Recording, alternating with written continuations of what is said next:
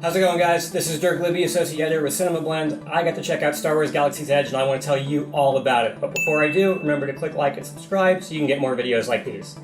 Alright, so what is Galaxy's Edge? It is the largest new single land that Disney has ever built in a park. It is now open at Disneyland. It's opening at Walt Disney World in a couple of months. But what we have here is not just a land dedicated to Star Wars, but a land that actually exists within Star Wars canon.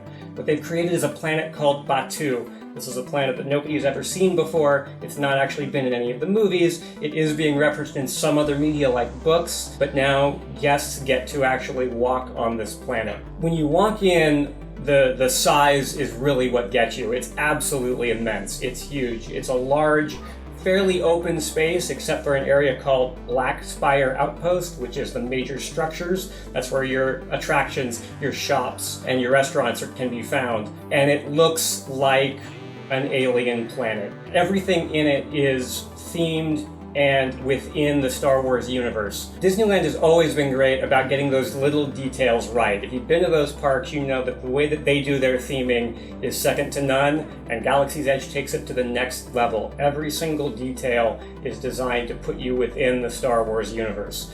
The cast members who work there are playing characters, so you're not just walking past big costume Star Wars characters, but of course you've got those too. But the person who is serving you drinks is doing so as if they were a bartender on an alien planet. So right now, you've got one major attraction that's open, Millennium Falcon Smuggler's Run. That does the one thing that I think any and every Star Wars fan has ever wanted to do, which is fly the Millennium Falcon, but that's just the centerpiece of the land.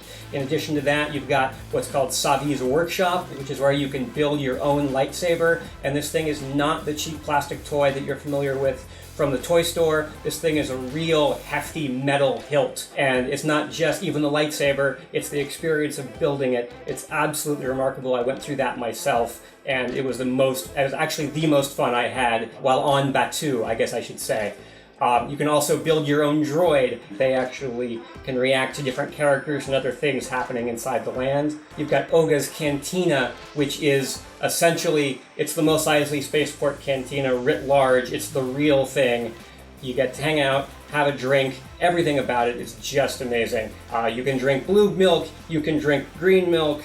Both are actually quite delicious. Not very milk-like, if we're going to be totally honest, but they're good, and at the end of the day, that's what matters. And then you've got the characters. Again, Disneyland, you expect those characters. You expect to get in line and wait your turn to take a picture with Mickey Mouse. That's not what's going to happen here. You've got Chewbacca and Rey and Kylo Ren wandering around, and they're not just standing there for you to take a picture. In fact, try and take a picture with Kylo Ren, he's going to get in your face. This is very much the real thing. So if you've been at Disneyland, you know that immersion is what they're all about. When you're inside that ride, you feel like you are really in that place and there's nothing else happening. But with Galaxy's Edge, the entire land is like that. The world is happening around you while you stand there. I found myself sitting on a bench. Some stormtroopers walked up to a random other guest who was talking with friends, and they started having this interaction. The stormtroopers were getting in the guy's face, accusing him of being part of the resistance. Out of the corner of my eye, I see another random Disneyland cast member, another employee,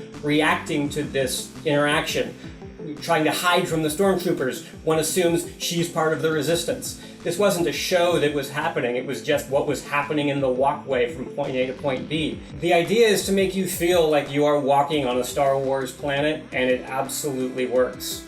There's very little signage in the land, and even less that's in English. It's all written in Arabic, the Star Wars alphabet. The shops are not necessarily the easiest thing to find. Savi's Workshop, where you can build a lightsaber, is especially hidden. It's intentional. You're not supposed to be building lightsabers on this planet. The First Order would not take kindly to that. So this area is very hidden away. It's all done intentionally, and honestly, it gets a little complicated. I actually had trouble finding Savi's Workshop when I went looking for it, which seems odd. It seems like the last thing that you'd want Disneyland to do to make the place where you're going to spend money hard to find.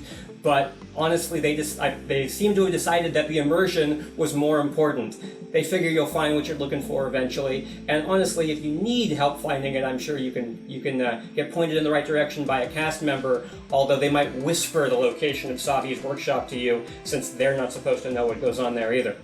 So, of course, the big question is all this really worth it? Is the hype does it really mean what it appears to mean? And honestly, I have to say yes. It was an unbelievable experience. As I was leaving Batuu, I found myself opening my bag for security, thinking that I was going to have it checked before I went back into Disneyland, because I felt like I had already left the park. Even if you don't really care about Star Wars, but maybe you're a theme park fan, you're going to be impressed by everything that Disneyland has done here. It's absolutely worth checking out.